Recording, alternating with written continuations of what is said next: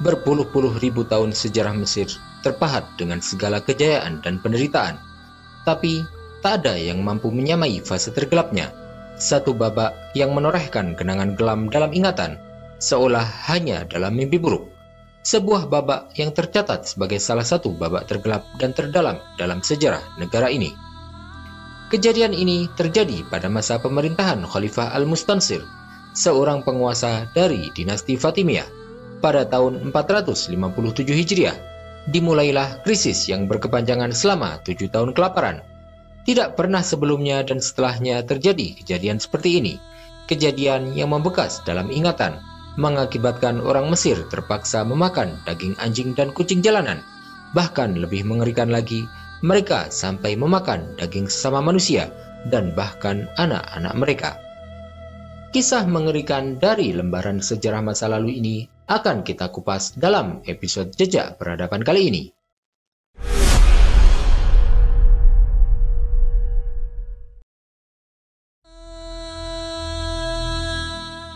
Bayangkan, jika jalur perdagangan laut dan darat tertutup, jalan dan pasar menjadi kosong, dan orang-orang tidak berani berkeliaran di sana karena takut akan nyawa mereka.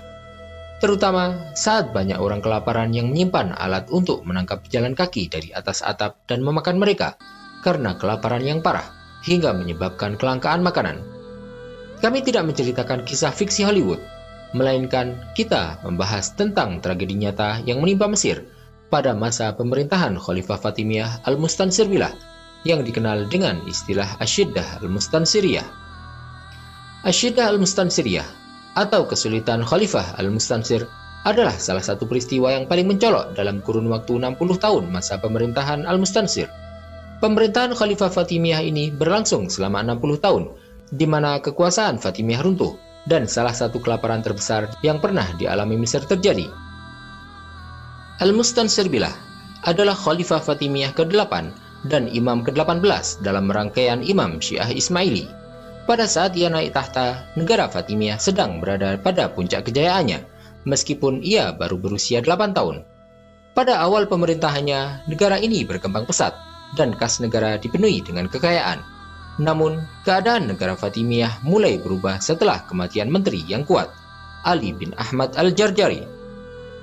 Ibu sang khalifah, Sayyidah Rasad pun mulai ikut campur dalam urusan negara dengan menunjuk bangsawan dan menteri, menyebabkan kekacauan politik. Konflik dan revolusi meletus di antara kelompok tentara dan pemimpin yang bersaing untuk kekayaan dan kekuasaan. Banyak wilayah keluar dari kendali pemerintahan Fatimiyah. Baghdad kembali menjadi ibu kota Khilafah Abbasiyah, dan kekhilafahan Al-Mustansir diproklamirkan di Makkah dan Madinah. Selain itu, bangsa Norman merebut Sisilia.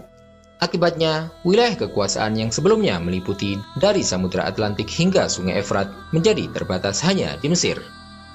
Namun, Mesir pun tidak lagi menjadi negara yang kuat dan makmur seperti pada masa pemerintahan Fatimiyah sebelumnya. Negara ini dilanda kelaparan yang tragis selama 7 tahun, yang menghancurkan negara dan rakyatnya.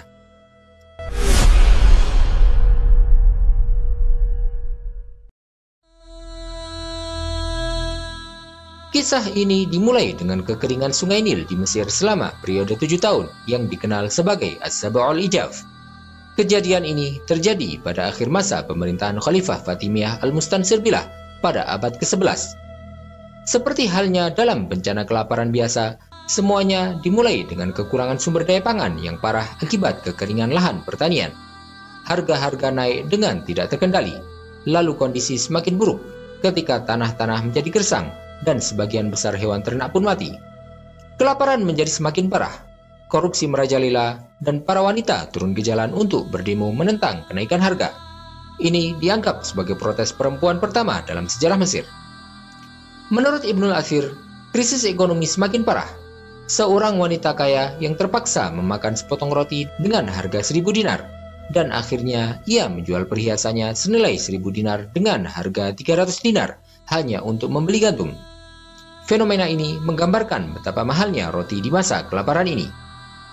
Orang-orang terpaksa memakan roti yang sangat mahal. Rumah yang harganya 900 dinar dijual dengan hanya 90 dinar agar pemiliknya bisa membeli tepung.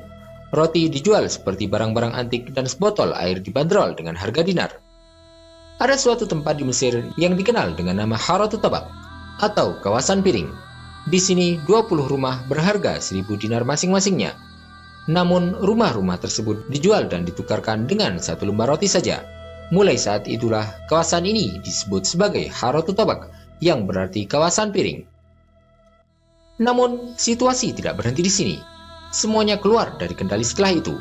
Kelaparan meluas hingga pada tingkat orang-orang mencuri roti dan bahkan memakan kucing dan anjing. Bahkan Menteri Khalifah pergi untuk menyelidiki salah satu insiden dengan naik seekor kuda. Namun rakyat kelaparan merampas kudanya dan memakannya, seperti yang tercatat dalam buku Iti'adul Hunafa bi Akhbaril A'immatil Fatimiyyin al-Khulafa oleh sejarawan Taqiyuddin al-Maqrizi.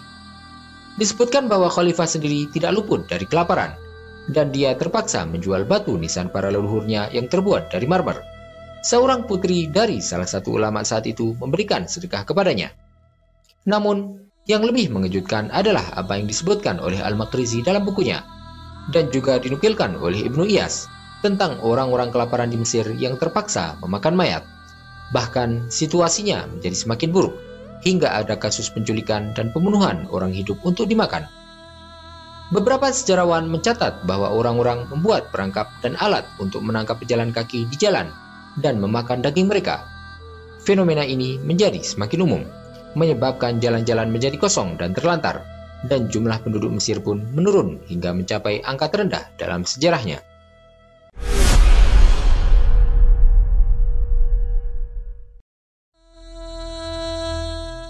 Diketahui bahwa ilmuwan Muslim Ibnul Haytham pernah mengunjungi Mesir pada masa kekhalifahan Fatimiyah. Dia menyarankan kepada khalifah saat itu untuk membangun bendungan tinggi di Sungai Nil untuk mengatasi masalah kekeringan yang dapat menyebabkan kelaparan selama bertahun-tahun. Namun, usulannya ditolak. Para sejarawan mencatat bahwa Mesir bisa saja menghindari apa yang terjadi pada masa As-Sab'ul Ijaf jika usulan Ibnul Haytham dijalankan oleh penguasa Fatimiyah. Perlu diketahui bahwa rendahnya tingkat air Sungai Nil selalu menyebabkan krisis bagi penduduk daerah tersebut. Namun, beberapa sejarawan mengaitkan As-Sab'ul Ijaf dengan alasan politik selain rendahnya tingkat air Sungai Nil. Pada masa Khalifah Al-Mustansir Billah, terjadi banyak perang antara para pangeran yang berambisi untuk mendapatkan posisi menteri. Di antara mereka adalah Pangeran Al-Hasan bin Hussein Al-Hamdani, yang terlibat dalam konflik dengan khalifah setelah dipecat oleh Al-Mustansir dari jabatannya di wilayah Syam. Al-Hasan pergi ke Mesir, mengumpulkan suku Badui dan mengepung Kairo dengan memotong pasokan dan makanan. Kejadian ini bertepatan dengan periode rendahnya tingkat air Sungai Nil, yang membuat dampak kelaparan semakin parah.